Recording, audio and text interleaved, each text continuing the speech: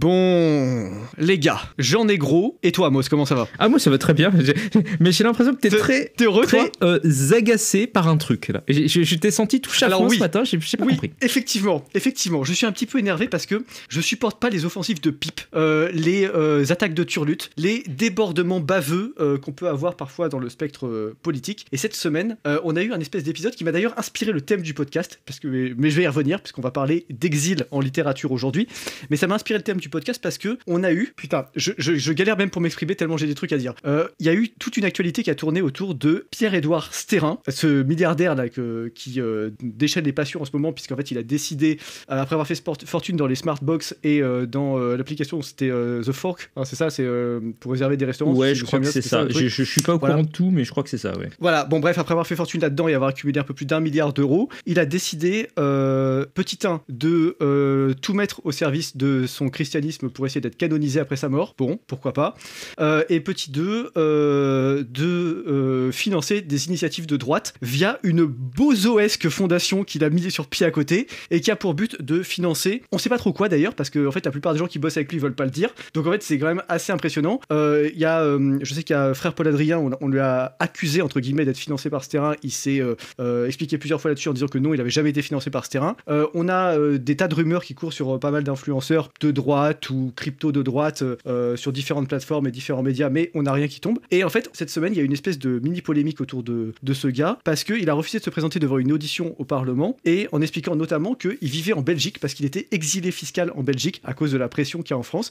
Et donc en fait c'est ça le lien avec l'exil en littérature, parce que exactement, parce que si tu veux, j'ai vu quand même la gauche l'attaquer là-dessus en disant que pour un patriote c'était quand même un peu bizarre de vivre à l'étranger, ce qui montre déjà le niveau de bozoerie profond de la gauche en France aujourd'hui. Et à droite j'ai vu des gens, c'est ça qui m'a rendu fou, c'est que j'ai vu des gens qui avaient probablement 4 de QI et qui ont commencé à se chauffer en disant que c'était un roi, un héros, le sauveur de la France, alors que le mec il a une diction de Jean Eudes qui met son pull sur les épaules et qui vote les Républicains depuis que la franc-maçonnerie existe, et qu'en fait il a un charisme de bigorneau au chômage, et c'est complètement terrible d'avoir une espèce de bozo pareil qui a fait fortune sur un double malentendu lié à un truc complètement inutile dans la société, qui en plus aujourd'hui apparaît comme le sauveur de la droite. Qu'est-ce que tu en penses, Mos? Est-ce que tu peux me faire redescendre un peu? Bah écoute, déjà je comprends pas pourquoi tu t'en prends autant à ce brave milliardaire, parce que à la limite ce brave milliardaire. La take de droite, au secours. Non mais honnêtement, moi je suis un petit peu surpris par enfin j'avoue, j'ai trouvé que c'était pas forcément très bien géré cette séquence de com. J'ai pas compris pourquoi tout le monde s'était excité d'un coup là-dessus. Voilà. J'ai pas grand chose contre le bonhomme en tant que tel. Enfin je veux dire, le bonhomme, bon il est tel qu'il est, il fait. Mais non, mais c'est un symbole. Moi c'est ça qui me rend fou. C'est qu'en fait le mec il cristallise autour de lui toute une bande d'imbéciles, et pas forcément d'imbéciles, mais de gens qui ont des espèces de réactions primaires sur ce coup-là, et en fait que je comprends pas. C'est-à-dire que j'ai vu des gens qui sont de droite mais qui n'ont aucun point commun avec les combats que porte Stérin. C'est pas des gens qui sont catholiques, c'est pas des gens qui sont des entrepreneurs, etc. Le qualifier genre de roi ou de sauveur, mais j'étais là, mais votre projet il est incompatible, genre pourquoi tu le défends en fait? Mais tu veux qu'on en parle de ton body count? Voilà, c'est ça. Bon, on va dire une certaine AC, voilà, a fait putain, elle l'a qualifié de roi, mais j'étais là, mais en fait ton projet c'est de virer Mohamed pour pouvoir te promener en mini-jupe dans Paris après 21h30, et en fait lui son projet c'est de faire revenir le Christ à coups de milliards dans l'Hexagone. Bon, si tu veux, je dis pas qu'il y en a un qui vaut mieux que l'autre, je parle mais pas de hiérarchie. Je crois qu'il y en a un qui vaut mieux que l'autre. Là pour le coup. Mais même là, admettons qu'il y en ait pas un qui va mieux que l'autre. On va juste les mettre au même niveau et dire que c'est pas compatible. Genre c'est comme si François Hollande est président, c'est pas le problème de Philippe Poutou qui va appliquer, tu vois. Genre il y a un espèce de problème là-dedans. Et en fait, je supporte plus des espèces de réactions de mongols de la gauche comme de la droite qui consistent à se chercher des hommes providentiels, se chercher des sauveurs, les mettre en avant comme ça. Dès qu'ils voient un mec qui a une position, ils se disent ah ça y est, c'est le grand homme, c'est le grand jour, c'est le grand soir, etc. Enfin ça m'insupporte. Enfin, c'est ça qui me rend zinzin. Et c'est ça qui m'a donné envie de parler de ce mec et travers ça un peu après, honnêtement, je pense que en fait, c'est toute une séquence de Mongoliens du début jusqu'à la fin. C'est-à-dire que tu commences par un truc qui est, en gros, il y a, je crois qu'il y avait une présentation PowerPoint ou un document ou machin interne qui a plus ou moins été fuité. Alors, je sais pas si c'est un mec qui l'a fuité, enfin, je sais pas exactement. Bref, qui s'est retrouvé dans un journal de gauche, je sais plus, l'Humanité, il me semble, mais je suis pas certain. Après ça, du coup, les mecs de la LFI, Antoine Léaumont en tête, se sont dit génial, on va pouvoir faire un petit buzz, on va pouvoir clasher un milliardaire à l'Assemblée, machin. Du coup, ils ont monté toute une opération, toute une commission d'enquête, tout ça.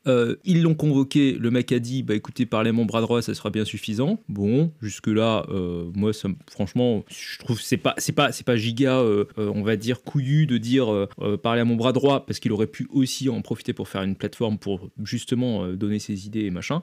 Mais enfin, alors, à la limite, vu comment le mec ne sait pas parler, parce que il faut le dire aussi, c'est que c'est pas un orateur. Hein. Ça, je le reproche pas. Chacun a fait ce qu'il peut avec ce qu'il a et ce qu'il est. Mais je veux dire, Sterrin n'est pas un type qui a une diction particulièrement agréable, qui a un vocabulaire particulièrement riche, qui est un type particulièrement captivant pour les foules. Il a pas un charisme animal. Genre, c'est ça aussi qui est un peu énervant dans la starification que je trouve autour de lui. C'est-à-dire que dès que le mec a de l'argent, il a dit je vais financer des trucs de droite, et t'as comme une espèce de, tu sais, comme quand il y a du miel et que t'as toutes les mouches là qui viennent se mettre dessus, bah t'as plein de gens qui viennent faire des courbettes autour, et genre, enfin je trouve ça insupportable en fait. Et les mecs ne réfléchissent plus, ils se demandent même pas si c'est cohérent, si ça sert leur projet, leur propos, s'ils vont dans le même sens. Enfin, ça qui est ridicule quoi. Tout est besoin. Je pense honnêtement que même lui doit être agacé par la quantité de courbettes que des types random viennent lui faire pour n'importe quelle raison. Mais c'est horrible. Donc ça pour le coup, tu vois, c'est la partie terrible, hein. où bon, j'ai pas trop de reproches spécifiques. Là où je trouve que ça vire un peu au drame, c'est que on est dans une famille politique au sens le plus large du terme, qui inclut un paquet de gens qui sont très voilà, nous on sort de la doxa, on est en dehors on est des électrons libres, on est en dehors des grandes familles politiques machin, et en fait dès que tu leur proposes une figure de papa, bah en fait ils sautent à pieds joints et ils disent super, j'adore, j'en veux plus, etc. Et c'est ça pour enfin là en l'occurrence on a cet épisode là, mais avant on a eu l'épisode de Louis Sarkozy où on a essayé de monter ça aussi oui.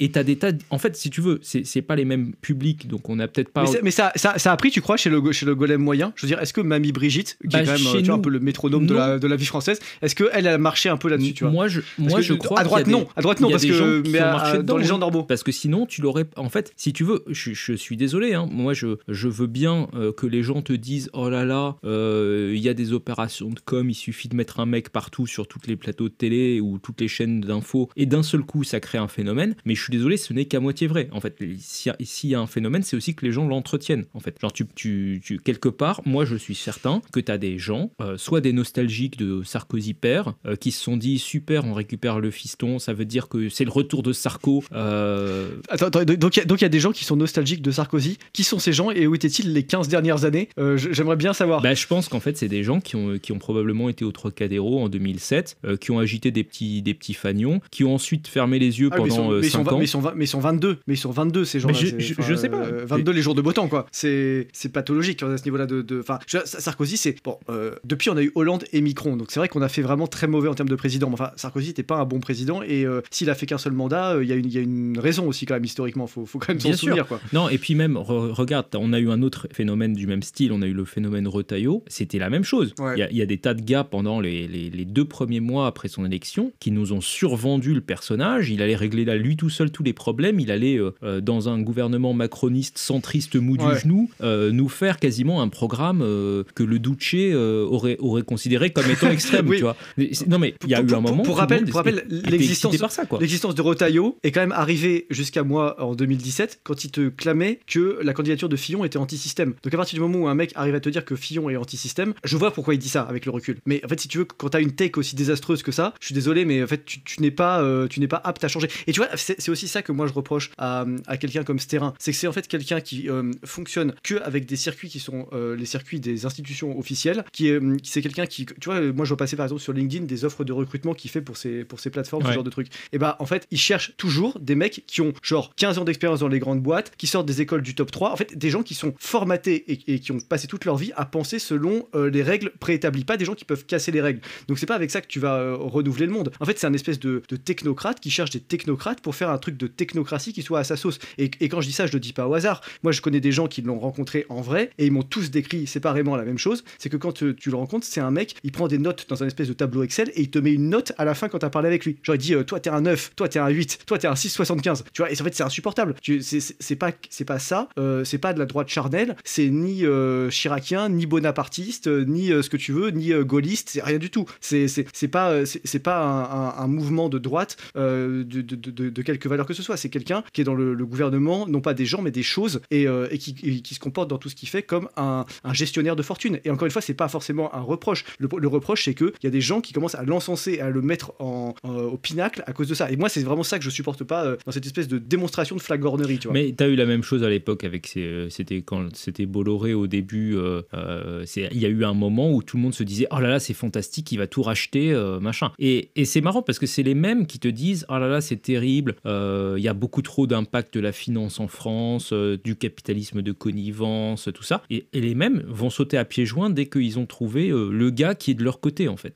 Ouais, c'est ça, mais c'est ridicule. En fait beaucoup de droitards sont juste des gauchistes mentaux qui attendent l'horreur pour se comporter comme les gauchistes en fait. Mais ça c'est vraiment tragique, c'est vraiment terrible. Bon après quelque part là où je vais peut-être essayer de te rebrancher peut-être sur le sujet de l'exil parce que sinon les gens vont dire qu'est-ce qui se passe, pourquoi ça parle pendant 2 heures. Le podcast littéraire sans littérature. Ouais, c'est ça. Surtout que d'ici une semaine, tu verras, peut-être que les gens auront même oublié que ce bozo existe. Je parle de Louis Sarkozy, hein. Et que les bozos qui entourent ce terrain existent aussi. C'est qu'en fait, ça va tellement vite et les mecs te racontent tellement des histoires dans tous les sens. Peut-être que le bozo Retailleau aura remplacé le bozo Sarkozy, qui aura remplacé les bozos qui sucent ce terrain. Peut-être qu'il y aura des choses dans tous les sens comme ça, tu vois. C'est possible. C'est certain. C'est une petite capsule temporelle. L'actualité va très très vite. Tout le monde cherche, plus on approche de la présidentielle, tout le monde cherche à faire son petit coup de com'. Je pense que dans le même genre, Marion Maréchal va probablement nous faire 3-4 petits coups de com' au hasard. Éric Ciotti aussi. On va probablement avoir Darmanin qui va tenter une offensive contre je sais pas quoi. Enfin bref, ça va être comme ça pendant encore 1 an, jusqu'à ce que globalement les élections soient officiellement lancées dans la plupart des têtes. Et là, peut-être, on va avoir un truc un peu plus sain. Bon, alors, attends, j'essaie de te ramener à ton sujet. Alors, parlons d'exil. Alors, parce que si tu veux, l'idée que je me suis quand même faite, c'est qu'aujourd'hui, tu avais des gars comme Sterrin qui étaient obligés de quitter la France pour des raisons fiscales. Parce que pour le coup, là, ça, je vais pas le critiquer du tout. C'est vrai que quand tu gagnes beaucoup d'argent et qui est mal distribué, d'ailleurs, je crois que lui, il redistribue ce qu'il économise en impôts à des œuvres caritatives. C'est juste qu'il considère que les impôts sont mal appliqués en France. Donc, si tu veux, je trouve qu'il y a une forme de noblesse dans cet aspect du personnage. En revanche, je me suis dit qu'il y avait quand même une longue tradition en France de gens qui devaient s'exiler. Et généralement, c'était pas pour des raisons fiscales, c'est plutôt pour des raisons d'opinion, d'idées, de religion, de philosophie, etc. Et je me suis dit que ça pouvait peut-être à la fois inspirer le 19e-iste littéraire que je suis et inspirer de ton côté peut-être toute une vibe de penseurs d'Europe de l'Est, de gens qui ont résisté à la dictature, de gens qui ont vécu en exil, samizdat, tamizdat, exil intérieur, emprisonnement. Enfin, il y a beaucoup de choses à dire. Voilà. Je pense qu'il y a les deux en même temps dans un thème commun, lié un petit peu indirectement à l'actualité. Je pense que voilà, on est pas mal. On est très très bien. Je pense même que on peut remonter probablement jusqu'à l'Antiquité, si jamais. Est-ce que Xénophon et le chaudron d'or vont être encore plus convoqués ? Attends, alors dans les auteurs latins. T'as Cicéron qui a été exilé un moment pendant 1 an. Oui, c'est ça. Il y a eu un paquet de, même t'as un certain Oedipe aussi qui a été en exil entre guillemets toute la fin de sa vie parce que ostracisé. Tu as le personnage de Ulysse dont on peut se dire qu'il est un peu en exil pendant à peu près 20 ans de sa vie à force de se balader sur toutes les mers. Et tu as un certain Ovide qui a écrit quand même Les Tristes et les Pontiques alors qu'il était en exil quelque part dans un coin paumé des Balkans. Enfin, je sais pas exactement situé où c'était, mais il me semble que c'était par là-bas. Alors si c'est les Pontiques, j'imagine que c'est lié au pont, donc c'est plutôt dans l'actuelle Ukraine en fait. Ouais, sur la mer Noire. Quoi. Voilà. Ça doit être ça. Mais pas très loin de la mer Noire en tout cas. Je sais plus exactement situé. Mais voilà, donc il y a eu, historiquement dans l'Antiquité, un paquet de gens qui ont été exilés. En cela, je pense que les gauchistes pourraient nous dire, avec un tout petit peu de raison, qu'il y a toujours eu des migrations et que ce n'est pas nouveau. C'est vrai. Voilà. C'est vrai. Ouais. Bon, après, quand c'était Léonard de Vinci et Victor Hugo, si tu veux, effectivement, c'était. Après, voilà, c'est ça. Peut-être que l'intensité du phénomène n'a à peu près rien à voir. Il y a une feinte. Il y a des petites clauses très très petites en bas du contrat qui peuvent avoir des conséquences. Voilà, faut en tenir compte évidemment. Ça, c'est terrible. Oui, effectivement. Enfin, on a eu pas mal de gens, même puisque tu l'aimes aime bien, ou pas du tout en fait, mais la bozoesque Amélie Nothomb, exilée au Japon, est revenue pour prendre l'ayahuasca au Pérou ou je sais pas quoi. Alors elle est même pas vraiment exilée parce que je crois qu'elle est née au Japon parce que son père était ambassadeur. Enfin, je me souviens plus, il y a un truc comme ça. Et d'ailleurs, je crois qu'on dit Nothomb. J'ai vérifié, t'as vérifié okay. Dans une interview où elle se présentait et elle disait Amélie Nothomb. Genre, j'ai pris la piste, j'ai même téléchargé la piste, j'ai monté le son pour vraiment bien entendre ce qu'elle disait à la fin. Et il y a bien un B qui est prononcé. Voilà.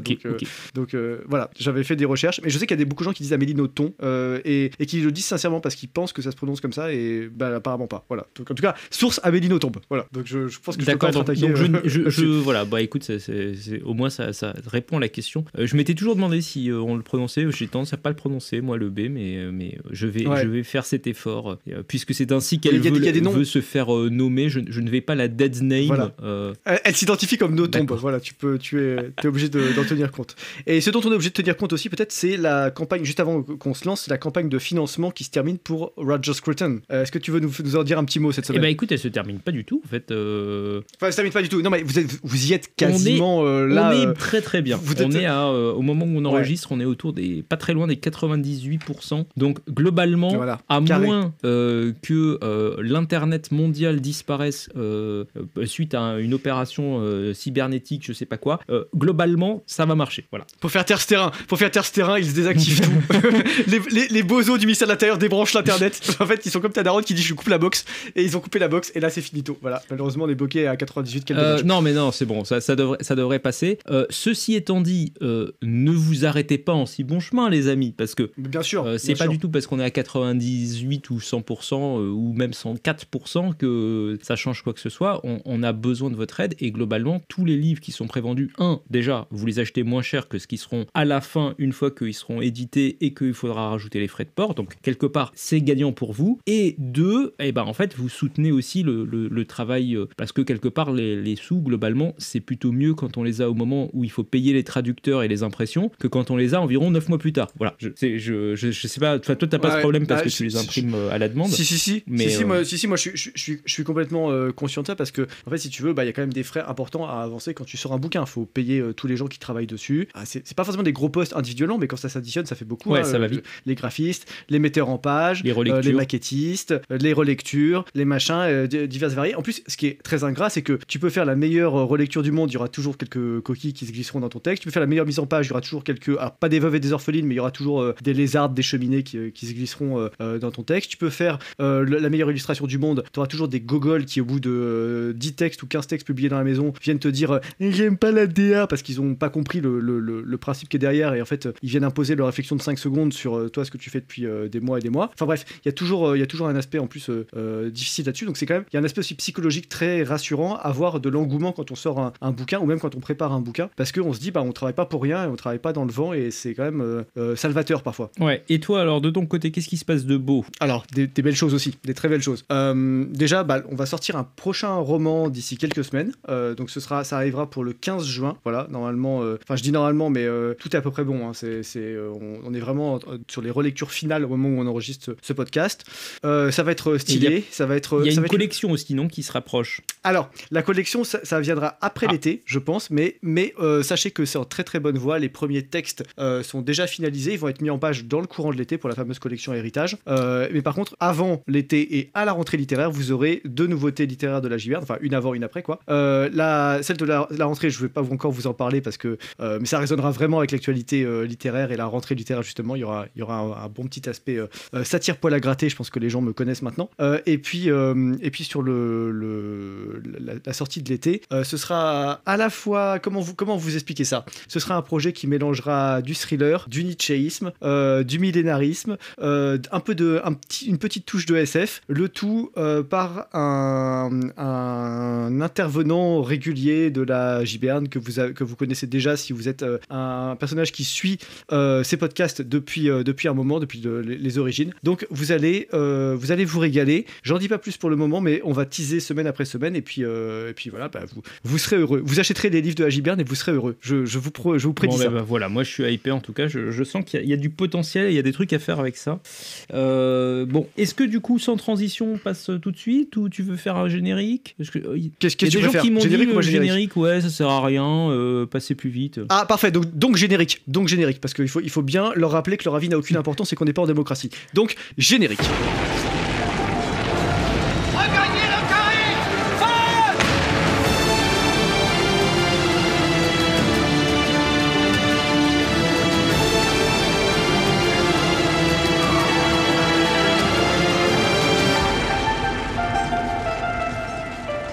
Bon alors mon cher Moss, maintenant que nous avons passé un délicieux générique, j'ai presque envie de le remettre une deuxième fois là, juste pour leur rappeler un peu l'absence de respect.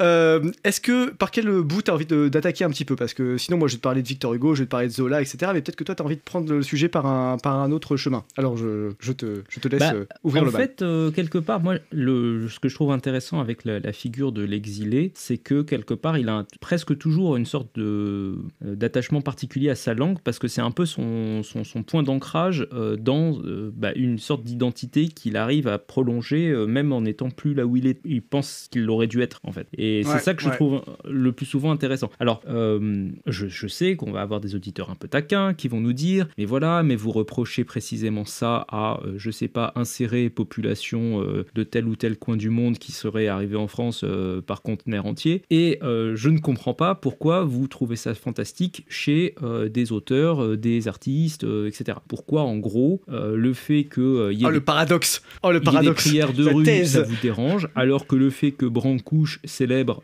la Roumanie natale dans ses œuvres d'art, ça vous paraît très bien. Voilà. Donc comme ce paradoxe est d'une simplicité relativement désolante, et que en fait c'est qu'il y en a quand même un des deux qui fait une création culturelle et artistique. Voilà, tout simplement. Oui, le paradoxe est résolu. Et il y en a un qui a un compte à la CAF et l'autre qui a un siège à l'académie, si tu veux. C'est pas tout à fait la même dynamique. Oui. Donc voilà, paradoxe résolu. Après, ça peut donner des choses intéressantes, précisément parce que, en fait, dans l'acte de création même, le fait que la création s'inspire de potentiellement plusieurs cultures ou plusieurs champs de référence ou je sais pas quoi, ça peut apporter des choses neuves, en fait. C'est ça qui est intéressant. Ouais. Et en cela, le gauchiste qui te dit oh là là, mais c'est génial, le mélange des cultures, etc., a pas forcément tort, en fait. C'est pas sur. Enfin, le truc, c'est que c'est un peu pareil. À chaque fois qu'on raisonne sur des masses de gens avec des prix Nobel d'un côté ou des cas de violence extrême de l'autre, c'est-à-dire en gros les deux extrêmes de la gaussienne, en fait, on fait toujours des raisonnements qui sont éclatés au sol. Donc, faut arrêter de mélanger des trucs à tous les niveaux, quoi. Mais c'est la différence entre le macro et le micro aussi, surtout. Aussi, ouais. Oui, il y a une question de gaussienne, mais c'est aussi une question de individuellement. T'as des gens qui peuvent être incroyables, etc. Mais en fait, quand t'as un bouleversement total de civilisation par l'arrivée massive ou le départ massif de personnes, c'est des destructions de pays ou c'est un minima des bouleversements de pays qui sont en jeu. Alors qu'en fait, dans la figure de l'exil, chez l'écrivain, t'as toujours la figure du solitaire, en fait, parce que c'est quand même quelqu'un qui perd tout. Bon, il peut être avec sa famille, mais si tu veux, il va quand même se retrouver à être coupé de son terreau culturel originel. C'est comme une plante qui a été déracinée un petit peu, elle va peut-être se réenraciner quelque part et survivre, même peut-être prospérer, mais ça sera plus tout à fait pareil. Et on ne compte pas d'ailleurs les auteurs qui ont vécu soit dans la dépression, soit, et c'est pas incompatible, dans la misère quand ils étaient en exil. Je pense à Musil à la fin de sa vie qui vivait de la charité des autres écrivains allemands en exil. Je pense à Zola qui a dépéri à Londres pendant 1 an quand il était exilé suite à l'affaire Dreyfus. Je pense peut-être aussi à tous les auteurs qui ont subi le nazisme et qui se sont barrés hors des frontières d'Allemagne. Le plus célèbre étant peut-être Stefan Zweig qui a mis fin à ses jours au Brésil. De tête, c'est en février 42. Et en fait, si tu veux, t'as toute une typologie quand même de gens qui sont dans une souffrance extrême, et ça nous amène quand même à une grande question philosophique permanente qui est quand même celle de est-ce que la contrainte peut être féconde? Est-ce qui te tue pas te rend plus fort? Est-ce que ce qui ne te tue pas te rend plus fort plutôt? Et parce que t'as quand même des auteurs qui ont quand même donné aussi leur pleine mesure, soit pendant l'exil, soit au retour d'exil, tu vois. Et ça, c'est quand même quelque chose qui est un peu frappant. Alors, il y a des domaines où c'est plus visible que d'autres. Je pense que, typiquement, dans le domaine, en tout cas, de tous les gens qui sont partis des pays de l'Est pendant l'époque soviétique et qui sont arrivés en Europe, c'est particulièrement visible. Je veux dire, un Kravchenko n'aurait pas d'existence s'il n'avait jamais passé la frontière, en fait, tout simplement. Ouais. Mais tu le considères comme un écrivain, Kravchenko? Parce que, je veux dire, c'est plus des essais ou c'est un lanceur d'alerte, comme on dit aujourd'hui. Oui, mais son livre, là, J'ai choisi la liberté, c'est un peu romancé quand même, si, c'est pas trop mal écrit. C'est moins qu'on puisse dire. J'irais pas jusqu'à dire que c'est un grand écrivain, mais c'est... Après, par exemple, tu prends Solzhenitsyn, bah moi pour le coup, allez, grand écrivain, moi ça me va très bien de le classer dans les grands écrivains. Ah oui, tout à fait, tout à fait. Après l'archipel du Goulag n'est pas la plus grande œuvre littéraire de Solzhenitsyn, mais si tu veux, paradoxalement peut-être en termes de style, chez Solzhenitsyn, ce qui est le plus brillant, c'est même pas un roman, c'est son discours sur le courage, sur le déclin du courage, qui est une masterclass, mais vraiment, c'est incroyable, c'est un recueil de punchline. Je pense que les mecs qui se sont pris cette faciale de style, de tête, c'est Harvard 80, 78 j'aurais dit, mais peut-être que je me plante. 70, voilà. Bon, Harvard 78, disons. Putain, les mecs, je pense qu'ils étaient pas ready pour la déferlante de panache qui se sont pris dans la gueule, parce que le mec leur a quand même dit oui. En gros, le pitch, c'est oui, l'URSS c'est de la merde, mais enfin, vous croyez pas que vous allez pas échapper au communisme mental et arrêter d'être des merdes vous aussi, et croyez pas non plus que l'Occident a pas de faiblesse. 78, bah voilà, c'est génial. Ceux qui n'ont pas lu Le déclin du courage, allez le lire, parce que c'est rien que le titre déjà vous annonce que c'est une masterclass. Donc c'est banger. Ouais. Et le titre ne ment pas. Ouais, c'est banger absolu. C'est vraiment banger absolu. Ça fait partie de ces quelques textes, tu sais. J'ai jamais croisé personne qui les avait lus et qui disait après c'est pas génial. Genre ne serait-ce que c'est moyen, tu vois. Ouais. Genre en fait il y a aucun SAV sur ce bouquin, tu vois. Genre il y avait taux d'erreur 0. Voilà, c'est terrible. Je sais même pas. Je ne crois même pas avoir croisé des gauchistes qui me disaient c'est absolument horrible, machin. En général, ils l'ont pas lu, genre ou ça les intéresse pas. Ouais. Je pense qu'ils ne peuvent pas tenir jusqu'au bout la lecture de ce bouquin, parce qu'en fait, si tu veux, ça fait référence à des événements et à des éléments qui sont tellement indubitables, mais en même temps qui sont tellement hors de leur spectre politique, hors de leur conception du monde, hors de la boîte à outils qu'ils mobilisent pour comprendre le monde, et Dieu sait qu'elle est faible. Je veux dire, elle est pas très variée, quoi. Et ben, je pense qu'ils sont juste hors d'état de finir ce truc. C'est que c'est un gauchiste qui finit ce bouquin et qui le comprend vraiment, il est entre guillemets guéri, quoi, presque sauvé, tu vois. C'est comme un gauchiste qui lirait et comprendrait la greffe de Ayn Rand, tu vois. Oui, non, mais ça, ils le lisent pas non plus. Après, c'est plus long. Non, c'est plus long, ça, c'est sûr. Tu sais que, non, mais j'ai eu une épidémie sur la dernière vidéo, j'ai parlé de Schumpeter et tout. Alors, juste, fun fact, hein, quand même, pour recadrer un tout petit peu les choses d'un point de vue économique, Schumpeter, c'est pas considéré comme étant un agité du bulbe. Hein. Enfin, je veux dire, honnêtement... on a besoin de préciser ces choses-là. Alors, vous savez, Balzac est un grand écrivain. Non, tu vois, c'est vraiment à ce niveau-là, quoi. C'est terrible. Non, mais j'ai eu une épidémie de théoriciens du complot, des mecs qui m'ont laissé, mais genre 15 commentaires d'affilée, en me disant... T'as parlé sur X après. Non, mais en fait, il a été financé, c'est sûr, il avait un lien avec Rothschild, parce que... Il était financé par Sterrin, c'est Sterrin qui lui a donné de l'argent. Et si tu veux, enfin, je suis désolé. En fait, pour moi, ça, c'est vraiment un mécanisme mental de gars qui est faible, qui est pas capable d'aller se confronter aux vrais arguments des mecs. Je veux dire, moi, honnêtement, quand je suis pas d'accord avec Marx, j'essaye pas d'extrapoler une théorie pétée pour dire que en fait c'est parce que je sais pas quoi, il en avait marre de son proprio, qu'il voulait pas payer le loyer, qu'il a inventé une théorie. En fait, je vais lire son bouquin, je regarde, je lis les contre-arguments, je dis visiblement le mec était pas très bon en économie sur certains trucs, et on le fout en slip, en fait, terminé, tu vois, mission accomplie. Ouais, bah en fait mais ça, si tu veux, c'est un truc pour le coup, hein, je veux dire, même à droite on le fait aussi, et même moi ça m'arrive de le faire, c'est que parfois c'est tellement fatigant et ingrat de réfuter un auteur en lisant vraiment le texte, que quand tu peux réfuter un auteur en lisant le texte, mais que t'as le choix aussi en le réfutant en expliquant que sa vie est un naufrage permanent, t'as envie d'aller sur l'aspect naufrage permanent. Le problème, c'est que la vie de Schumpeter n'est pas un naufrage permanent, et donc les gars ont besoin d'inventer des trucs complètement faux et complotistes, comme tu dis, pour arriver à leur fin. Et ça, c'est quand même plus embêtant, parce que sur Marx, pour le coup, ça marche quand même déjà beaucoup mieux d'attaquer sa vie, si tu veux, en plus d'attaquer son œuvre. Oui, non, et puis tu pourrais faire la même chose. Enfin, je veux dire, en fait, le truc, c'est qu'il y a des enfin, c'est un débat qu'on a eu 1 milliard de fois sur tous les artistes pour dire, voilà, est-ce qu'il faut séparer l'œuvre de l'artiste, machin, tout ça. Bon, mais en fait, là, en l'occurrence, enfin, je comprends même pas pourquoi il y a des types qui s'inventent des espèces de solutions. Pour moi, c'est un mécanisme de défense psychologique. C'est, je ne vais pas lire ce qu'a écrit Solzhenitsyn parce que j'ai trouvé une excellente raison de pas le lire, et du coup, après, je peux dire, ah non, mais moi, je l'ai pas lu, mais pour une très très bonne raison. Ouais, non, tout à fait. Après, je veux dire, si tu devais lire tous tes ennemis, t'aurais plus le temps de lire tes amis. Hein. Ça, c'est quand même un truc qu'il faut. Mais tu vois, moi, je me rends compte à quel point, là, j'étais dans le train hier, j'ai eu à faire un aller-retour, donc je me suis retrouvé à lire un bouquin de Ludwig von Mises qui fait quand même dans les 700 pages pour préparer la prochaine vidéo. Bon, putain, solide.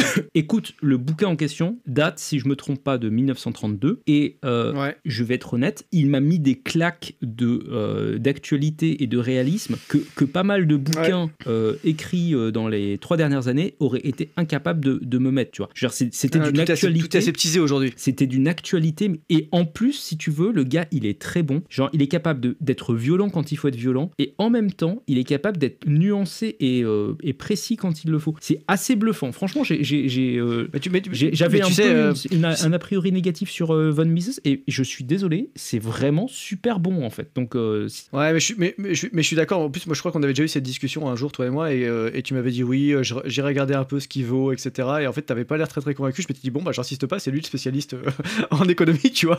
Mais en fait, dans ma tête, j'étais là, mais c'est quand même de bonne facture, hein, y a pas de problème. Mais bon, voilà. Et mais tu sais, c'est un truc qui est assez assez répandu. Moi, c'est un truc que j'ai découvert en préparant la collection Héritage, c'est que je me disais bon, très souvent, je vais tomber sur des textes qui sont vraiment beaux et bien écrits, mais qui ont plus forcément de résonance avec l'actualité. Et en fait, c'est incroyable, mais quasiment les pamphlets, c'est ce qui a encore mieux vieilli que le reste. Tu vois, parfois parce que parfois, ils tapent tellement dur et notre société est devenue tellement caricaturale. Et je trouve que notre société est devenue très molle aussi, en fait. Je trouve que même les gens qui font des pamphlets aujourd'hui font des pamphlets, franchement, un peu convenus. Ils sont il y a plein de formules qui sont un peu lourdes, machin. Là, t'as des gars, si tu veux, genre, chaque mot, il est pesé. Il y a pas de gras, en fait. C'est-à-dire que c'est 100% de violence, tu vois, garanti. Ou alors tout est du gras. Ouais, c'est plusieurs écoles, mais ouais, effectivement. Et tu sais, c'est incroyable parce que, par exemple, tu prends un mec comme Léon Blois, je pense que Léon Blois, il y a un procès par mot sur certaines pages. C'est-à-dire que même le déterminant est péjoratif, si tu veux. Genre, même le choix d'un adjectif ou même le positionnement d'un point-virgule peut être moqueur, en fait, dans sa façon d'être mis là, tu vois. Et c'est quand même assez impressionnant. Et je me suis aperçu vraiment qu'il y avait un continent à explorer là-dessus, parce que si tu veux, en termes de... Il y a une phrase de Sylvain Tesson comme ça où il dit, je crois que c'est dans Les Chemins Noirs, où il dit peut-être que le progrès est le développement d'une erreur. Et en fait, peut-être que notre civilisation, en fait, c'est la même chose qu'au début des années 30-40, avec beaucoup plus de technologie, mais aussi on a développé tous nos vices et tous nos défauts. Et quelque part, ce qui était vrai d'un point de vue moral, mais un peu clivant ou un peu exagéré dans les années 1900 à 1950, devient aujourd'hui à peine assez fort, en fait, si tu veux, en termes de violence, tu vois. Et ça, c'est quand même quelque chose qui est terrible, et ça nous envoie une autre forme d'exil, en fait, finalement, hein, pour reboucler sur le sujet. C'est qu'en fait, il y a quand même celui qui s'intéresse à l'histoire des idées aujourd'hui, il se retrouve facilement dans un espèce d'exil intérieur, parce qu'il y a beaucoup de sujets qui sont tabous ou mal compris ou pas assez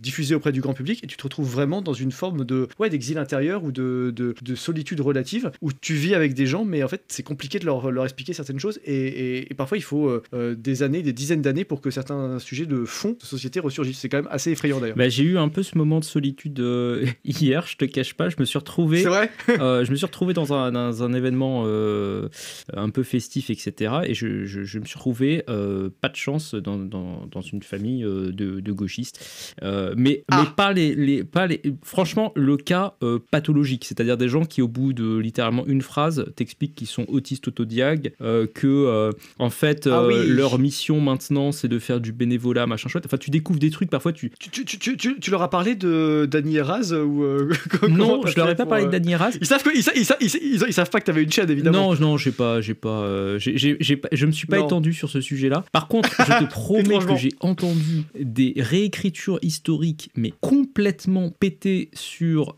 la place de la femme dans la Rome antique, le fait que. Mais dans quel sens dans le sens où elles étaient exclues ou pas? Dans le sens où elles étaient exclues ou dans le sens où elles avaient plein de pouvoir? Parce que t'as les deux exagérations qui cohabitent. C'est ça qui est intéressant d'ailleurs. Écoute, là clairement, c'était plutôt la version dark romantique où c'était horrible. Les femmes étaient absolument maltraitées. Le discours, c'était globalement, tous les maris avaient droit de vie et de mort sur leurs femmes, machin. Au passage, truc, voilà. Je veux dire, je n'ai même pas besoin d'expliquer. Les mecs, en quoi t'ouvres n'importe quel code impérial, n'importe quel putain de code impérial te dit le contraire de ça. Et évidemment, il place la femme sous l'autorité de son mari, ça c'est sûr et certain. Mais non, le droit de vie et de mort, à la limite peut-être dans les temps archaïques de la Rome pré-monarchique, mais vraiment pas au-delà, quoi. C'est terrible. Enfin, c'est un des premiers trucs que tu régules d'ailleurs quand t'es une société, quand t'es une civilisation. Enfin, non, évidemment, évidemment. C'est terrible. Non, mais même si tu veux, l'argument n'avait pas beaucoup de sens. Et puis le reste, si tu veux, c'était des espèces de tunnels de monologues sur plein d'aspects. Enfin, honnêtement, oui, la société du Caire, c'est pour ça qu'on rémunère pas bien les infirmières, machin. Tu vois, t'avais des tunnels comme ça. Bon, coucou Cynthia Fleury, hein, si jamais elle nous écoute, parce que c'est elle qui a un peu lancé ce concept en France. Bref, mais en tout cas, donc je suis tombé un peu là-dedans et je t'avoue qu'il y a des fois, tu baisses un peu les bras et tu te dis bon, qu'est-ce que je peux faire en fait, tu vois, genre je pourrais me bagarrer pour littéralement chacune des phrases qui vient d'être prononcée au cours de la dernière minute. Qu'est-ce que je fais, tu vois, genre est-ce que je me bagarre pour chacune des phrases, est-ce que je fais genre oui et puis je passe poliment à un autre sujet, et je pense que c'est un sujet qui est peut-être de plus en plus important, on s'en rend pas forcément compte, mais le fait qu'il y ait autant de possibilités d'avoir des bulles de gens qui vivent entre eux et qui par internet ne vivent que avec leurs idées, je pense qu'on peut se retrouver exilé dans son propre pays, dans son propre dans sa propre ville, juste pour des raisons d'idées en fait. C'est juste qu'on n'a pas les mêmes vécus, on n'a pas les mêmes ressentis des événements, etc. Et on se retrouve un peu genre tout seul dans une famille, on se dit mais mince, qu'est-ce que je fais là, qu'est-ce qui se passe, pourquoi ces gens ils pensent comme ça. Ça a toujours existé, mais là c'est plus marqué que jamais. C'est plus marqué que jamais. Et si tu veux, je pense que tu as eu des sondages aussi qui sont tombés beaucoup là-dessus, mais sur est-ce que vous pourriez faire votre vie avec quelqu'un qui n'a pas les mêmes opinions politiques que vous. Et tu vois quand même une part croissante, notamment dans les plus jeunes, notamment chez les femmes, mais pas que, qui consiste à dire que non, tu pourrais pas être en couple, par exemple, avec quelqu'un qui penserait radicalement différent d'eux. Alors évidemment, personne te demande de te mettre en couple avec un néo-nazi ou avec un stalinien acharné. Enfin, il me semble que dans un couple, pas penser pareil, c'est au contraire, c'est plutôt presque une chance, c'est presque une richesse, ça te permet d'avoir des nuances, de se confronter à d'autres idées, etc. J'avoue que, je trouve que cette espèce de fragilité et d'incapacité à supporter la contradiction, elle est quand même terrifiante, et ce qui est encore plus terrifiant, c'est qu'elle va en s'accentuant. C'est-à-dire que plus les gens sont jeunes, peut-être tu me diras, peut-être qu'ils vont changer en grandissant, mais moi je vois que ça peut être difficile, et je suis sûr que tous les gens qui ont des combats politiques, peu importe où ils sont dans le spectre politique, je suis sûr qu'ils ont déjà eu des soucis dans leur vie personnelle avec quelqu'un qui leur disait mais je sais pas si je peux être avec toi parce que ceci, cela, et je trouve ça dramatique de bozorie en fait. C'est vraiment c'est incroyable de se dire que tu peux passer à côté de ta vie sentimentale juste pour un concept de merde, pour la peur d'un hypothétique regard des autres. C'est quand même impressionnant. Oui, au passage, je sais pas si tu vois ce concept du syndrome du personnage principal, ouais, le main character syndrome. En fait, j'ai l'impression qu'il existe une sorte de corollaire de ce machin sur le plan intellectuel, c'est-à-dire des gens qui pensent que en fait ils ont les opinions les plus intéressantes de la salle. C'est le principe des réseaux sociaux. C'était le Dolmen qui avait mis ça dans son bouquin là, et j'avais trouvé que c'était très juste. Il disait en gros, tous les réseaux sociaux reposent sur le fait que implicitement t'arrives et on te pose une question, on te dit et toi qu'est-ce que tu en penses. En fait c'est ça en permanence la question. Alors c'est plus ou moins explicite sur genre X, c'est archi explicite, mais même sur YouTube c'est relativement explicite, c'est-à-dire que t'as des tas de gens qui se croient légitimes à donner leur avis, mais en fait parce qu'ils se rendent pas compte, ils se rendent pas compte du ridicule de la démarche, c'est-à-dire donner un avis autre que merci pour ton travail à quelqu'un qui a passé des dizaines d'heures, voire des centaines d'heures, voire des milliers d'heures dans certains cas qui sont pas les miens, mais tu parles d'autres créateurs, sur un travail, c'est ridicule. C'est-à-dire qu'en fait tu es un bozo ultime, tu peux pas te dire je vais débunker une vidéo en un petit commentaire, surtout qu'en plus c'est une petite fièvre de l'ego quoi, de faire ça, parce que c'est un peu misérable, parce que tu fais un commentaire qui va être vu par 500 personnes pour le commentaire, le top like commentaire, et en fait la vidéo elle sera vue au moins 20 fois ça, tu vois, et même 40 ou 100 fois ça, et c'est terrible d'être à un niveau d'aveuglement et de certitude sur sa propre valeur tel qu'on en vient à pouvoir poster ça sans sourciller. Ça c'est quand même impressionnant, je trouve. Ouais, mais tu vois, j'ai l'impression que ça se répand en fait dans la vie de tous les jours, c'est-à-dire que tu as des tas de gens, moi j'ai eu assez distinctement l'impression, tu vois, là en discutant avec des gens qui partageaient pas mes avis et tout, ouais, franchement, toi tu me connais un petit peu dans la vie de tous les jours, on a passé des vacances ensemble, donc on se connaît un peu. Des vacances papales. Exactement. Voilà. Honnêtement, moi je suis bon public. Franchement, les gens, ils me proposent une théorie, je suis pas d'accord avec tout, je vais pas tout de suite monter au rideau et péter un plomb, quoi. Ah, tout à fait. Donc, mais en fait, tu te rends compte que les gens ne sont pas capables de s'écouter entre eux. C'est-à-dire que même moi, quand tu vois, j'intervenais pas, j'étais juste en train de faire un truc dans mon coin, de remplir mon verre, de manger un gâteau, n'importe. T'avais des gens en fait qui étaient incapables de s'écouter entre eux. Et tu sentais que, en fait, il y avait une sorte de tension qui montait petit à petit et qui, au bout d'un moment, ils se disaient non mais attends, là c'est pas possible, là, je peux pas ne pas être le personnage principal de cette pièce, il faut que je parle. Et là, d'un seul coup, tu avais l'outre-avant qui se lâchait, tu sais, et, ouais, c'est ça. Et tous les vents sortaient.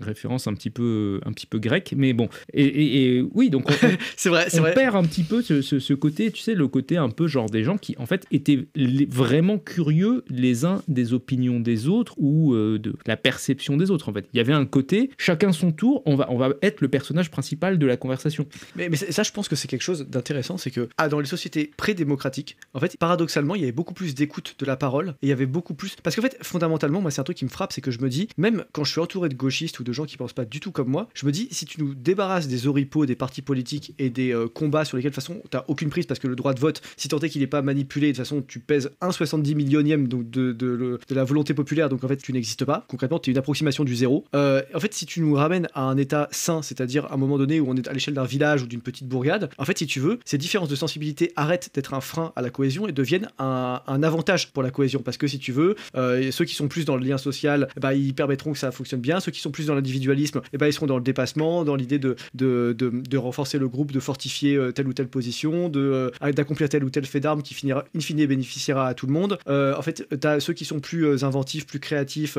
iront dans une direction, ceux qui sont plus dans la décoration, voilà. Et même celui qui est le plus contemplatif et le plus en retrait des autres, peut-être que c'est celui qui aura une position un peu de sage par rapport aux autres, ou que ce sera le poète, ou que ce sera, tu vois. Et en fait, si tu veux, fondamentalement, je pense que la démocratie, par paradoxe absolu, détruit la liberté et détruit la capacité des gens à exprimer des opinions contradictoires, à s'écouter et à en tirer quelque chose mutuellement, et même encore plus fort, à tolérer d'en tirer quelque chose de l'opinion des autres, tu vois, parce qu'en fait, il y a ce côté t'es de droite, je suis de gauche, donc rien de ce que tu dis de moi ne doit m'influencer. T'es de gauche, je suis de droite, la même chose. En fait, si tu veux, tu dois et ça marche même.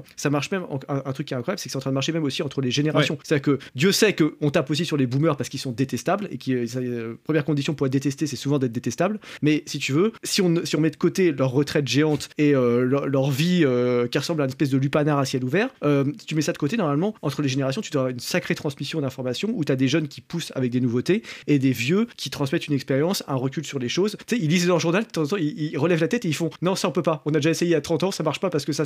Et ils évitent que les mecs retombent dans un piège. Et ça, c'est un truc qui est même plus possible aujourd'hui. Et ça, pour le coup, c'est vraiment la société de masse démocratique qui entraîne ça. C'est indubitable pour le coup. Après, je crois aussi que si tu veux, il y a un problème, c'est que beaucoup d'opinions sont inconséquentes en fait. C'est-à-dire que pour moi. Ah oui, ça putain, les signalements de vertu, là, l'écologie comme roleplay, c'est terrible. Hein, t'as l'écologie, mais t'en as un paquet. Hein. Je veux dire, là, dans les personnages qui étaient dans ma petite après-midi sympathique au coin du feu, il y avait un type qui nous a tenu tout un discours sur la place de la femme et tout ça. Je ne dirai rien, ne comptez pas sur moi, je ne dirai rien. Et si tu veux, en fait, c'était littéralement le gars qui avait la copine la plus docile de la pièce et qui expliquait que c'était terrible parce que vraiment, les hommes, ils essayaient de soumettre leurs femmes. Et franchement, l'ironie de la situation était palpable. Le Tchad. Le Tchad, en fait, si tu veux, il arrive à se faire passer pour un libéral alors que c'est le plus gros dictateur ménager qui existe, en fait. C'est effrayant. mais en fait, quelque part, tu vois, il y a beaucoup de situations où tu aurais envie de dire, même j'ai beaucoup rigolé parce que il y a un type qui s'est revendiqué auprès de moi comme étant un grand marxiste, etc. et qui a fini par m'expliquer que, moi j'ai quand même appris quelques trucs, tu vois, en travaillant, c'est que par exemple, le fait de facturer au volume horaire qu'on a bossé, c'est pas une bonne stratégie, hein. Il faut regarder combien il a le client et puis on lui facture en fonction de ce qu'il est prêt à payer. Oh le bolchevique. Tu viens littéralement de faire voler en éclats toute la théorie de la valeur travail de Marx et tout. Et je me disais, mais vraiment, c'est incroyable. Le gars se revendique d'un truc et t'as envie de dire, bon, bah écoute, vas-y. Si tu te revendiques de ça, à partir de maintenant, tout est pris, tu les factures comme il l'a dit, ce brave monsieur, puisque tu lui fais tant confiance. Et en fait, aucune opinion n'a de conséquences. C'est ça le vrai drame. Non, parce que si tu veux, il y a tellement d'éléments à prendre en compte dans les courants politiques et tellement de choses contradictoires en même temps que finalement tu te retrouves à forcément franchir une des règles, si tu veux. C'est comme quand c'est comme quand tu crois dans une religion. Le nombre de musulmans qui mangent du porc, le nombre de chrétiens qui vont jamais à la messe, le nombre, etc. Parce qu'il y a peut-être de gens qui respectent pas l'un ou l'autre des commandements. Et c'est un peu la même chose avec les opinions politiques, c'est-à-dire qu'ils finissent par se retrouver. Ça devient tellement astreignant que au bout d'un moment, ils finissent par pas respecter l'une ou l'autre des clauses de temps. Donc c'est toujours savoureux à voir, mais quelque part je trouve que c'est plutôt un signe de bonne santé mentale, moi, ça. C'est-à-dire que le réel n'a pas totalement perdu tout pouvoir d'influencer ces gens-là. Contrairement à un gars comme Bégodeau, par exemple. Ah ouais, quand j'écoute Bégodeau, je pars en exil intérieur, si tu veux. D'ailleurs, personne n'est capable de me répondre, mais j'ai vu qu'il s'était fait mal au bras, ce pauvre monsieur Bégodeau. Est-ce que c'est à force de spignoler qu'il s'est cassé le poignet? Parce que c'est une vraie question, j'aimerais avoir la réponse. Comment est-ce que c'est arrivé ce drame? Parce que je peux pas croire que c'est en faisant un métier physique ou un travail de force. Je pense que Bégodeau, c'est une vue de l'esprit pour lui de porter plus qu'un sac de course. Donc qu'est-ce qui s'est passé concrètement? Attends, non mais cet homme n'a jamais travaillé. Hein. Non, il a jamais rien fichu de sa vie. Je pense, d'ailleurs, j'ai mis dit un sac de course, mais je suis sûr qu'il se fait livrer. Hein. Mais pour oui, le coup, ça lui permet de se donner des nouvelles du réel, tu vois. Il dit, il y a le mec harassé de travail, là, le Renoir sans papier qui a été engagé par Carrefour pour le livrer, tu vois. Il arrive et il fait je vous pose un grand discours. Et là, t'as Bégodeau qui fait. Alors, brave garçon, je vais vous dans l'inconscient marxiste, avec ses gestes de main, un petit pourboire quand même pour vous compenser, parce que c'est pas les actionnaires qui vont le faire à votre place, hein. Mais ceci dit, comment ça se passe pour vous en ce moment? Et le gars lui fait non mais j'ai pas le temps monsieur, désolé. Hein. Désolé chef. Mets-moi 5 étoiles. Vas-y, mets 5 étoiles. Mets 5 étoiles ou je te casse le bras. Tu vois. C'est peut-être comme ça que c'est arrivé. On sait pas, tu vois. Ça se trouve, il a parlé mal au mauvais livreur Carrefour, tu vois. Ou peut-être c'est une théorie. Voilà. Moi j'ai deux théories. C'est la Pignole ou le livreur Carrefour. Voilà. Donc quelque part, il y a eu des nouvelles du réel, mais on ne sait pas lesquelles. Il faut enquêter là-dessus. Les Français veulent savoir. Bon, est-ce qu'on parlerait quand même pas un tout petit peu, parce que toi tu voulais quand même parler d'exil. J'ai envie de te ramener sur le sujet principal. Oui. Je sais pas, quel est le personnage de l'exilé, toi, qui te parle le plus, en fait Ça dépend du moment. En fait, si tu veux, mais là, les gens vont dire que je fais une rechute obsessionnelle. Oh non. Mais j'ai envie de te parler d'Ayn Rand. Oh non, il fait une rechute obsessionnelle.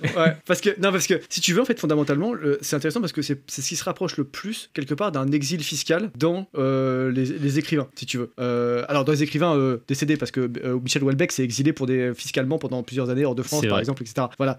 Donc, il faut s'en souvenir. Voilà. Mais si tu veux, Rand, en fait, elle est partie, c'est plutôt un exil culturel. C'est-à-dire elle avait pas un couteau sous la gorge, littéralement, quand elle est partie en 1925 pour aller vivre aux États-Unis. C'est vraiment qu'il y avait un choix d'embrasser un modèle culturel plutôt qu'un autre. Et par contre, ce qui est vrai, c'est que toute son œuvre aurait été impensable si elle était restée en Russie. Parce qu'en fait, elle est tellement empreinte, son œuvre, de tout ce qui a fait l'Amérique et des grandes heures de l'Amérique au XXe siècle, que évidemment, ça aurait été impensable si elle était restée dans la mère patrie bolchevique. Et donc peut-être que c'est un cas d'exil un peu intéressant, parce que c'est pas le moment où en fait c'est pas l'exil de Trotsky ou l'exil de Victor Hugo, ou voilà, des gens qui vont en prison ou vont mourir s'ils s'exilent pas. C'est l'exil de quelqu'un qui est condamné pour des raisons, je dirais, presque morales, presque philosophiques à l'exil, sans qu'aucun tribunal et aucun mouvement de foule ne s'en mêle. Ça, c'est quand même impressionnant. Bah écoute, oui, non, effectivement. Mais après, ces trajectoires-là, encore une fois, c'est une trajectoire individuelle, tu vois. Je veux dire, c'est quelqu'un qui s'est retrouvé et qui vit son exil de manière individuelle, en fait. Et moi, personnellement, je pense que c'est Sioran qui me parle le plus. Mais ok. Alors, est-ce que tu veux parler un peu des conditions d'exil de Sioran, parce que je pense qu'il y a des tas de gens qui les auront pas à ce moment-là. Oui. Alors déjà, en fait, Sioran, c'est un gars qui aimait bien le français avant même d'arriver en France. Comme souvent les Roumains d'ailleurs. Comme souvent les Roumains. D'ailleurs, honnêtement, bon, je pense que ça hypera, mais alors personne. Mais moi, j'ai rien contre faire un podcast sur la littérature roumaine. Tu vois, pourquoi pas. Alors, avec plaisir, mais alors, juste quand on n'aura plus besoin de faire de l'audience, d'accord, quand on cherchera à faire des chiffres d'audience négatifs, on passera de faut-il liquer des feats avec Roger Scruton à que pensez-vous de la littérature roumaine, voilà. Et une fois qu'on aura parlé de Ionesco et de Sioran, on pourra se regarder en pleurant pendant 1 heure sans dire un mot, parce qu'on n'aura plus rien à dire. Non, mais attends, il y a Eminescu, il y a Cartarescu, il y a quand même pas mal de mecs un peu qui pèsent dans le game. Ciao Chescu. On pourra parler de sa femme. Bref. Incroyable. Mais mais en vrai, Sioran, c'est un gars qui était très fan. Il a traduit de mémoire, c'était du Mallarmé vers le roumain avant de partir. Il a écrit, je crois, les 3 premiers textes en roumain, et ensuite il a écrit que en français, et il a décidé toute sa vie d'écrire que du français. Et c'est un type qui a un français, franchement, il te déglingue des normaliens au petit déjeuner, quoi. Enfin, je sais pas à quel point t'en as lu du Sioran, mais c'est incroyablement bien écrit, franchement. Ouais, puis, en fait, si tu veux, Sioran, c'est quand même drôle, mais drôle de désespoir. Enfin, c'est une forme d'humour quand même qui est très très Europe de l'Est. En fait, ta vie n'a plus d'importance, donc tu peux en rigoler, tu vois. Ça, c'est la première chose. Et deuxième chose, c'est que c'est quand même très très haute volée intellectuelle. Oui. Parce que quand même, je veux dire, Suran, c'est quelqu'un quand même qui a baigné dans les milieux intellectuels, voilà, de façon très très poussée. Et franchement, lui pour le coup, c'était vraiment une chance pour l'immigration française, quoi. C'était quand même quelqu'un qui a apporté vraiment des choses intéressantes, même si, bon, sa vie personnelle et ses prises de position personnelles telles que on les connaît aujourd'hui, parfois sont plus critiquables qu'on aurait pu le dire à l'époque. Hein. Il n'est pas tout blanc. Quand même. Non, mais bien sûr. Après, il avait un petit côté gauchiste mental aussi. Hein, parce que ça, c'est l'aspect du personnage dont littéralement personne ne parle. C'est un gars, tu sais, c'est le seul mec, je crois, qui s'est fait virer d'un crous parce qu'il était trop âgé. C'est-à-dire que le gars, je crois qu'à 42 ans, les mecs du crous lui ont dit arrêtez, vous pouvez pas passer votre vie à prétendre que vous êtes étudiant en fait. Le mec fraudait le crous pour avoir les repas à 1 euro, tu vois. Putain, mais le forceur de zinzin, le niveau de en fait, le mec, sérieusement, s'il était né 70 ans plus tard, mec, on n'aurait pas eu les aphorismes et tout ce que tu veux, on aurait eu un compte sur jeuxvideo.com en fait. Le mec avec des topics rouges, je fraude le crous et vous, tu vois, et avec des stickers Risitas, tu vois. Ça aurait été mais quelque part, tu vois quand je te dis que la modernité détruit des choses dans l'œuf, ça c'est ou alors il aurait fait une chaîne YouTube, il aurait fait Psyodélique, peut-être que Psyodélique est le Sioran. Oh putain, oh la violence, le Sioran qui s'ignore. Ceci dit, moi de ce que je sais, parce que en fait il est arrivé en France à peu près au même moment que son poteau Ionescu, aka Ionesco. En fait, Ionesco c'était le gars qui faisait des comédies mais qui était assez triste dans la vie de tous les jours, et apparemment la légende raconte que Sioran était un joyeux luron et que en fait il prenait la pose d'un air désespéré dans ses bouquins, mais que en vrai c'était un énorme farceur et un mec assez rigolo. Un gay luron. Voilà, je te dis ce que raconte la légende. Écoutez, les gens auront au moins appris 3-4 appel à témoins. Voilà, appel à témoins si jamais vous avez connu des gens, soit lui-même, soit des gens qui l'ont connu. Voilà, confirmez ou infirmez ça en commentaire. Mais c'est vrai que pour le coup, alors qu'il n'était pas aussi triste dans la vraie vie, parce que tu sais, Sioran, c'est quand même l'inconvénient d'être né, voilà, tout ce que tu veux. Bon, le mec, il s'est quand même jamais suicidé, si tu veux. Donc en fait, tu sais, la plupart des gens parlent du grand voyage qu'ils feront jamais, du grand livre qu'ils écriront jamais, etc. Sioran, il a parlé du grand suicide qu'il a jamais fait, en fait, si tu veux, parce que ça c'est pas du tout mal terminé de cette façon-là. Mais même, je sais pas si tu avais lu son premier bouquin là, sur les cimes du désespoir. Oui, mais qu'il y a ses insomnies et tout. En roumain, je vous prononce ça de manière très approximative, mais les vrais reconnaîtront. Mais les vrais quoi? Les vrais roumains. Les vrais roumains. Il y en a un qui nous écoute. Le seul roumain, c'est Radu, c'est ton associé à Karma qui nous écoute, et il va juste dire que tu prononces comme un bozo parce que t'es un bozo en roumain. C'est probablement vrai. Mais il y a une lettre de son 22e anniversaire qui traîne au milieu de ce bouquin. Et le gars, si tu veux, imagine l'ambiance, c'est son 22e anniversaire, tu t'attends à ce que le mec il sorte les gâteaux, les trucs à paillettes, enfin tout ça. Et en fait, le gars écrit une lettre de suicide fictive qu'il ne va jamais commettre, tu vois.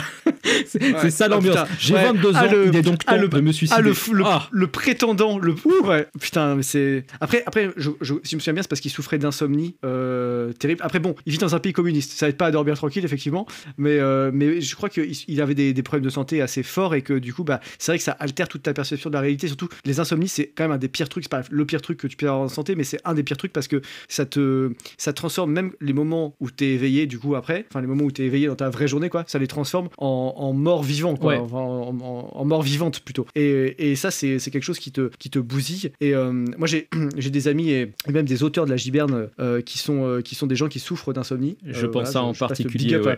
Voilà, big up à lui, il se reconnaîtra en écoutant le podcast. Et ce qu'il me raconte, c'est assez impressionnant parce que tu peux en faire une force au sens où tu peux travailler à des horaires où les gens travaillent pas du tout. Par contre, c'est quand même une faiblesse ontologique au sens où ça te bouffe quand même des années d'espérance de vie, ça te bouffe de la clarté mentale, ça te ronge le cerveau, ça t'accable quand même considérablement. Et c'est encore une fois, ça t'emmène à une forme d'exil intérieur aussi, hein, parce que tu te retrouves parfois à être perdu dans tes pensées parce que t'es juste accablé de fatigue, mais tu dors pas, quoi. Ça, c'est le gars qui résout un jour l'équation de l'insomnie, c'est un des grands bienfaiteurs de l'humanité dont on a besoin. Il y a un autre phénomène où je trouve que t'es exilé à toi-même, c'est celui de l'écrivain, en fait. Le fait d'écrire un personnage. Alors je sais pas toi comment tu le perçois quand tu écris. Ouais, c'est intéressant comme idée. Moi, j'ai tendance à essayer de tellement me projeter dans la peau d'un personnage quand il m'arrive d'écrire des trucs de fiction que en fait j'ai envie de vivre comme ce personnage, mais Mais du coup, le temps que je vis comme ce personnage, je ne le vis pas comme moi-même, en fait. Tu vois, il y a donc, t'as envie de vivre comme tes personnages. Putain, parce qu'il y a des tas de cas dans la littérature où ce serait hautement problématique. Hein. Non, mais on est d'accord. Tous les mecs qui écrivent des dystopies, ils ont un problème. Oui, tu vois, mais si tu veux, en fait, si tu veux vraiment décrire les émotions de ton personnage, t'as besoin de t'imaginer à quoi ressemble sa vie. Et normalement, si tu le fais bien, ça te demande une intensité telle que ça te soustrait un petit peu de ton expérience de vie à toi, en fait. Oui, bien sûr, bien sûr. Et c'est vrai que, tu sais, il y a un état qui est assez bien connu des écrivains. Alors, à ma connaissance, il n'y a pas de mot en français pour le dire, mais c'est le flow. L'état de flow. Les anglo-saxons. Ouais, voilà. Les anglo-saxons en parlent assez souvent. C'est vraiment le moment où tu te mets à écrire. Au début, c'est un peu difficile. Puis si tu tiens, le temps est variable, mais justement, en t'entraînant, tu peux réduire le moment désagréable, un peu comme un nageur qui réduirait le choc thermique en rentrant dans une piscine. Et au bout de 2, 3, 5, 10, 15, 20 minutes, et ben en fait, il se passe un espèce de truc où t'es vraiment rentré dans l'histoire, t'es dans une espèce de transe. Et en fait, tu narres l'histoire comme si tu voyais la scène devant toi. Bon, au ralenti, hein, parce que t'es quand même en train d'écrire, hein, donc ça se passe pas aussi vite qu'en temps réel. Mais là, en fait, t'es rentré dans ton style, t'es rentré dans ta façon d'écrire, donc tu vas écrire de façon entre guillemets cohérente, même si après il faudra retravailler le texte, c'est un premier jet, mais voilà. Et là, tu vois vraiment la scène. Et là, c'est vrai que effectivement, tu n'es toi-même en tant que personne physique devant ton écran, tu n'es plus que une espèce d'interface, un espèce d'outil au service de la fiction. Et il y a une forme de, si je force le trait, hein, je dirais de transe ou d'hypnose par rapport à ça. Et je pense malheur à l'écrivain qui ne ressentirait jamais ça, parce que ce serait qu'il est en train de passer à côté comment dire, du fond de son travail et du fond de son œuvre, quand même, de nous faire vivre des émotions. Si lui-même n'est pas capable de vivre l'émotion, c'est quand même compliqué. Voilà. Après, là où quand même il faut pas aller trop loin, c'est que très souvent tu reconstitues une émotion de synthèse. Genre heureusement qu'il n'y a pas besoin d'avoir été, je sais pas, victime d'un traumatisme profond ou mutilé de guerre ou agressé de toutes les manières possibles ou voilà pour pouvoir décrire ça dans un roman, parce que sinon on aurait quand même un sacré problème, tu vois. Non, mais tu vois, il y a des choses. Enfin, alors je sais qu'un auteur que tu n'aimes pas du tout, un certain Michel Houellebecq, par exemple, s'était fait un Michel H. Le bozo. S'était fait un trip dans des bagnoles surpuissantes sur un circuit pour pouvoir écrire une scène, je crois, des particules élémentaires, où il me semble que c'est ça, où t'as le gars en fait qui s'amuse à piloter des espèces de monstres avec 800 chevaux sous le capot, quoi. Et il s'est fait un trip là-dessus. Alors t'imagines en fait un mec avec des épaules de serpent qui vit à 2 à l'heure comme Houellebecq se propulser à 350 km/h sur un circuit juste pour expérimenter les sensations de oh là là, je suis plaqué contre mon siège, tu vois. Mais il est capable de réagir quand il faut tourner. Non, je veux dire, parce qu'en fait, si tu veux, Houellebecq, j'ai l'impression que t'envoies une lettre avec accusé de réception chaque fois qu'il faut lui demander un ordre à son cerveau, tu vois. C'est que ça met 4 jours à le faire se retourner. Je soupçonne que quelqu'un conduisait et qu'il était juste plaqué sur son siège. Imagine la scène, tu sais, le gars qui rentre. Putain. Et qui fait bonjour, oui, c'est Michel Houellebecq. Et il s'assoit, on peut démarrer. Tu l'avais pas dit de façon assez molle. Et t'as le mec qui le plaque avec 8 jets de poussée, tu sais. Ouais, moi j'imagine surtout la scène à l'arrivée, la voiture s'arrête avec le chauffeur qui s'arrête en mode comme ça, tu vois, il s'arrête net un peu. Et t'as le technicien qui s'approche qui fait bah, t'es tout seul dans la voiture. Et en fait, non, parce que c'est juste que Michel était tellement compressé contre le fauteuil avec sa carrure musculaire inexistante qu'on l'a pris pour tu sais, comment ça s'appelle, l'espèce de petit tapis là, tu sais, qu'on met derrière les sièges là pour pas que tes miettes de gâteau. Oh, la violence, la méchanceté gratuite contre ce brave homme, quand même. Brave homme, je sais pas, le mec fait du porno, le mec raconte n'importe quoi, il s'exile fiscalement, enfin bon, voilà quoi, c'est quand même un personnage. Oui. Houellebecq, c'est le bout du bout de la civilisation française en phase terminale, quoi. Il incarne le principe de mort de la France dans une proportion effrayante. Et d'ailleurs, je trouve ça terrible de voir beaucoup de gens aujourd'hui, à droite mais pas que, et des gens intelligents, hein, par ailleurs, hein, le défendre un peu son travail, alors qu'en fait c'est des gens qui souvent sont du côté de la création, de la transcendance, etc., et qui passent à côté du problème Houellebecq fondamental, qui est qu'en fait c'est un espèce de type qui t'entraîne et qui est autoréalisateur dans ses prophéties morbides, et qui t'entraîne vers des choses tout à fait terribles. Ça, si tu veux, moi je sais que c'est un peu lui qui avait repopularisé cet auteur qui avait eu tendance un petit peu à disparaître, mais Huysmans a eu une phase de transcendance à un moment donné, et il a tourné la page de sa jeunesse un peu nihiliste, et puis la phase ésotérique chelou qu'il a eu entre les deux. Houellebecq, ça fait 15 ans qu'il nous dit que peut-être un jour, Dieu, ça peut avoir une place dans sa vie. On attend toujours, en fait. Non, Michel, si il avait dit qu'il avait écrit Soumission. Rends-toi dans la cathédrale la plus proche et vis une expérience mystique, s'il te plaît. Arrête de juste penser en termes de cam et d'alcool, quoi. Non, mais en fait, tu sais, il avait dit dans une interview, je crois que c'était chez Ruquier, et il avait dit que en fait, Soumission, il l'avait écrit aussi parce qu'il avait essayé de se convertir au christianisme et qu'il avait échoué. Parce qu'en fait, il a échoué. Pourquoi ? À mon avis, pour une raison qui est. Alors, Modin te dirait, pour une raison qui est très française. Moi, je trouve que c'est une raison qui est très intellectualisante. C'est-à-dire qu'en gros, c'est bien de vouloir ramener la France au monde intellectuel, mais malheureusement, je pense que c'est un peu plus compliqué que ça. Je pense que ce qui s'est passé, ou tragiquement plus simple, on va voir, mais ce qui s'est passé, c'est que Houellebecq, il a voulu intellectualiser sa foi totalement, et il s'est dit, si on peut pas me démontrer, comme on démontre un théorème en mathématiques, que Dieu existe, que la révélation christique, c'est 100% béton, et que les évangiles, c'est le cas de le dire, parole d'évangile, quoi, il n'y a pas une virgule à bouger, alors je peux pas croire. Et si jamais tout ça est vrai, alors je pourrais peut-être du bout des doigts faire l'effort de croire, etc. comme ça. Sauf que la croyance et la religieuse et la transcendance et le dépassement du nihilisme, ça fonctionne pas comme ça. C'est comme un peu une démonstration par récurrence. C'est vrai aussi parce que tu y crois. Et c'est quelqu'un comme Houellebecq, à mon avis, il est très très incapable de comprendre ce fonctionnement profond. Et je pense que il s'est heurté à ça et que du coup ça l'a emmené à devenir une espèce de caricature de lui-même, alors qu'en fait peut-être qu'il se voulait un peu le Huysmans 2.0 et qu'en fait finalement il a été juste le 0 de 2 points. Bah écoute, après je t'avoue, moi c'est un truc qui me fascine, cette espèce de volonté de vouloir absolument prouver des trucs religieux par A plus B. Et c'est vrai dans toutes les religions, enfin je trouve que c'est surtout vrai dans le christianisme, mais les musulmans font un peu ça parfois, ils sont en mode oui mais tu vois le Coran est parfait, la preuve il n'y a pas d'erreur de maths dedans. Tu es pas ouais d'accord, et en fait les Misérables aussi. Qu'est-ce que c'est censé me procurer comme sensation en fait, genre je suis censé me dire oh là là incroyable révélation, en fait il y a pas d'erreur, bon c'est nul quoi. Et j'ai toujours trouvé c'est nul. Non mais je veux dire c'est pas parce que tu t'es pas planté quand t'as fait une addition que d'un seul coup ce que t'as écrit est vachement intéressant en fait. Enfin, tu vois tout à fait, je suis d'accord. Pour moi typiquement tu as des choses dans le christianisme qui sont intéressantes et qui devraient normalement convaincre les gens au-delà des dimensions religieuses, notamment tout ce qui relève de l'anthropologie en fait. Moi je considère que la perception de la nature humaine est beaucoup plus fine dans le christianisme qu'elle ne l'est dans à peu près aucune autre description que je connaisse. Alors peut-être qu'il y a des gens qui vont me dire qu'ils ont trouvé un autre truc qui est vachement intéressant. Moi franchement je trouve que c'est ce qui explique le mieux la plupart des problèmes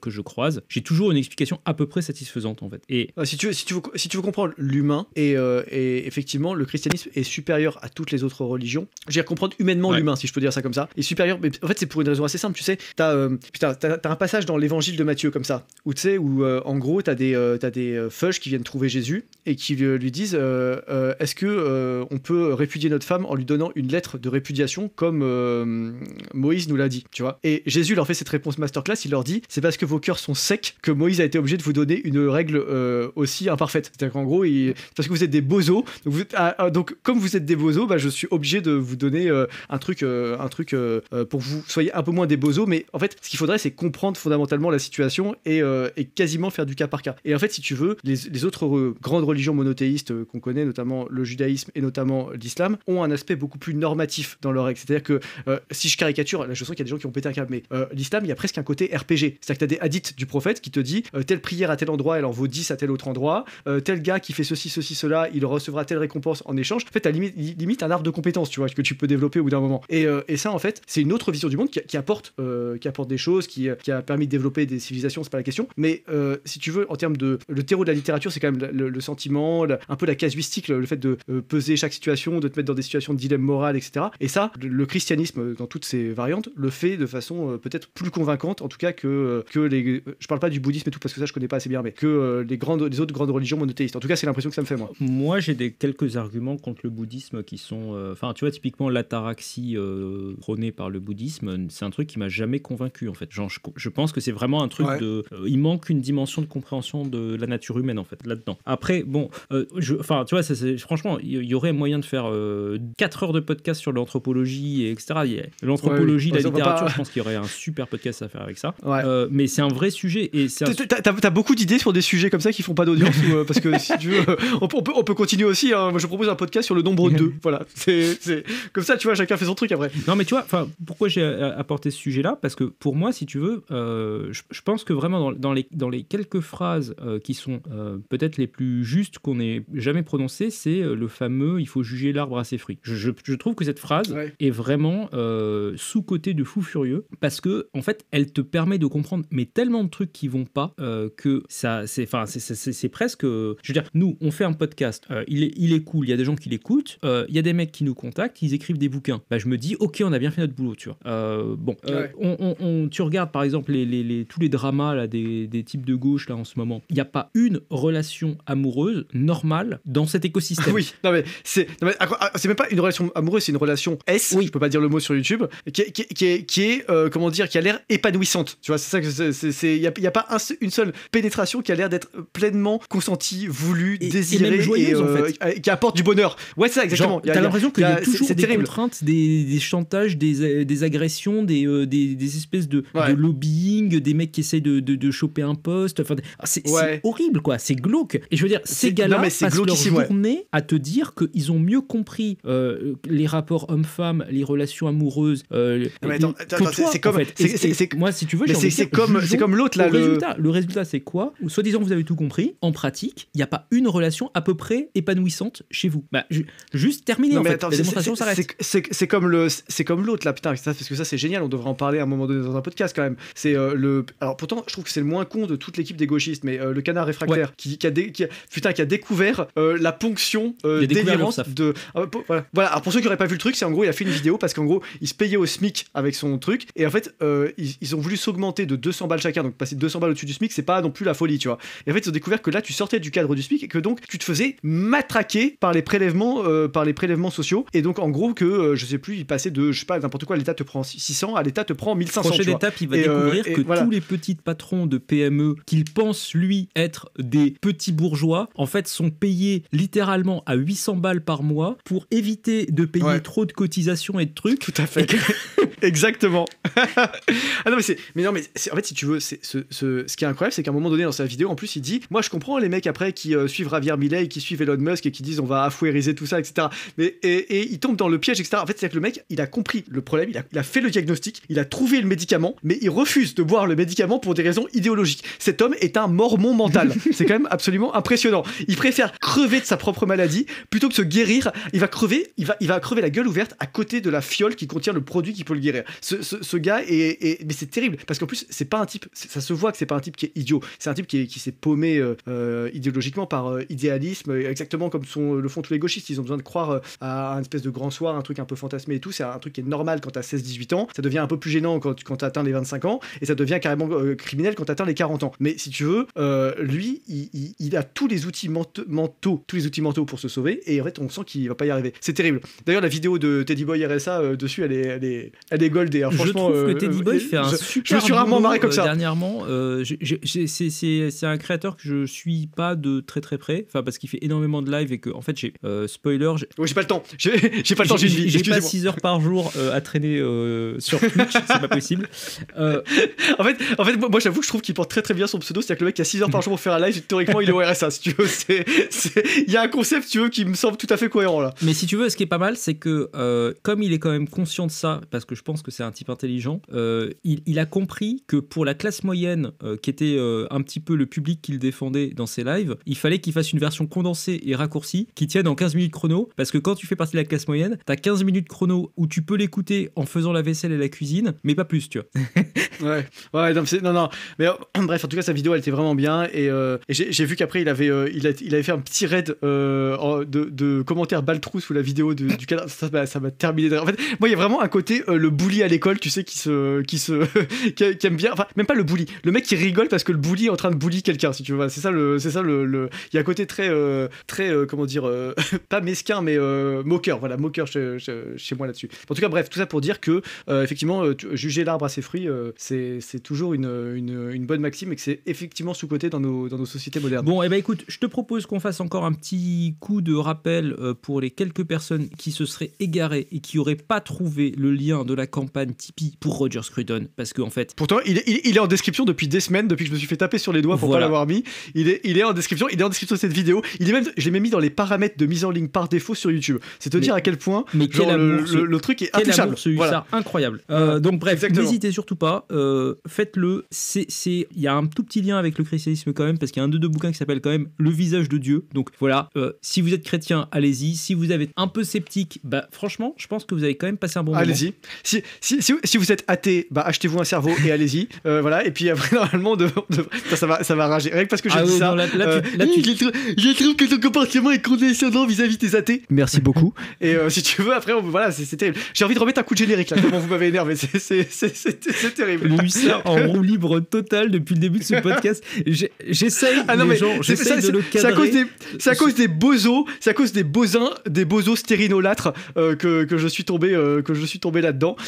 Franchement, si Stérin tombe sur ce podcast, pas d'offense. Par contre, entourez-vous de gens compétents et juste faites le ménage parce que là c'est terrible en fait. Il faut commencer à retirer les poutres dans nos yeux avant de vouloir balayer la paille dans les yeux des gauchistes. Voilà, ce sera quand même un bon mot d'action, quoi, un bon plan d'action. Bon, voilà.